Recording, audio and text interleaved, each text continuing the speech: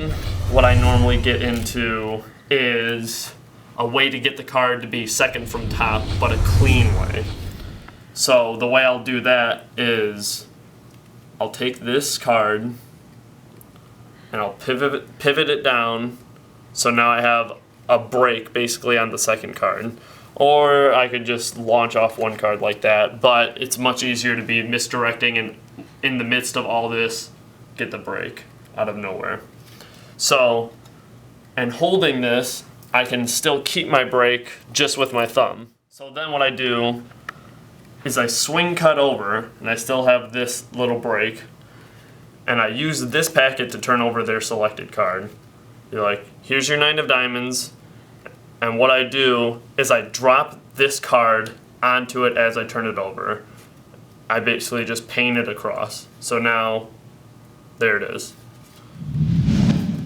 So there's a lot you can do from this situation. So I swing cut over. Look, I'll take your 9 of diamonds and I'll put it in the middle of the deck, right?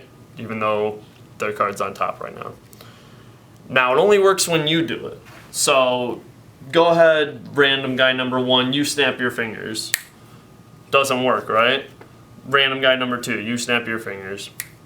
And then use your double lift, because that's what you did just now. They snap their fingers and you double lift to show a wrong card. Then you flip it over and show 2 wrong cards, and then you turn it over again, and now, just in that motion, you got your card to be second from top. So you go back to your spectator, you go ahead and snap your fingers, just like that, jumps to the top of the deck. So, that again, random guy snap or that whole sequence again. I'll take your 9 of diamonds, brush the card off, slide it off. Take your 9 diamonds, put it in the middle. Go ahead and snap your fingers. It only works when you do it. Go ahead and snap your fingers. Boom. Doesn't work, right?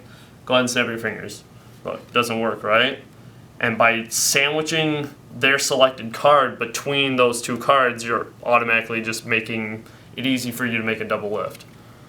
Go ahead. It only works when you do it. Go ahead and snap your fingers. Boom. That's when it jumps to the top. Now this move is very powerful. So, I say, all right, be ready for this one quick. I'm going to take your 9 of diamonds, and I want you to snap your fingers right now.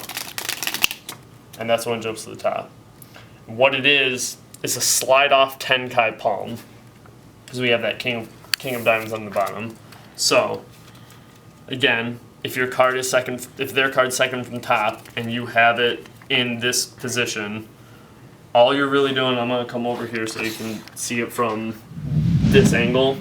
You want your palm to be facing the eyes of your spectator, just like any Tenkai palm. But what you're doing is you're coming off, and as it's coming down, these 2 fingers, like a modified snap change, slides off the card and drops it right on the table. And you just come back and prop it right back on the deck, and now it's naturally already on top. So, very powerful stuff. I'm surprised it doesn't get bigger reactions, but then again, I don't know. I'll take the 9 diamonds and I'll put it on the ground or on the table or whatever, and I want you to snap your fingers right now. Just like that. They'll freak out, naturally. And then what I like to move into is, and again, even with the camera, I'm trying to block everything from the camera's eyes. So if I take the 9 diamonds, I put it down on the table, it's that simple of a change. You can use this change in not just the ambitious card routine. You can use it in a lot of stuff. It's really, I love this color change. It's really powerful. Anyway, so their card's back on top. And this is when you get into the, oh, you might be skeptical because I'm controlling the cards the whole time. You haven't really touched the cards or this and that, the other. All you're doing is snapping. So I'll let you push the cards into the middle of the deck. And while you're explaining this banter, you do that same move again where you push off and get a break underneath the bottom card. So then I swing cut it over and I say, look, I'll take your 9 of diamonds, I'll show it to you. You don't say that. I'll take your 9 of diamonds and I'm going to put it in the middle of this packet, and I want you to square it up,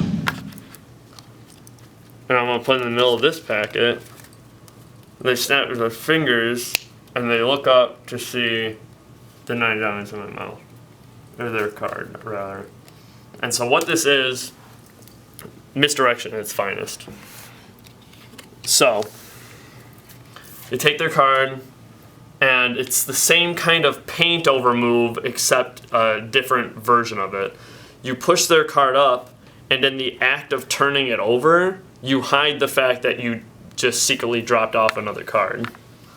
So now you're already set up for a double lift. So when you push it in and peel it off, already done.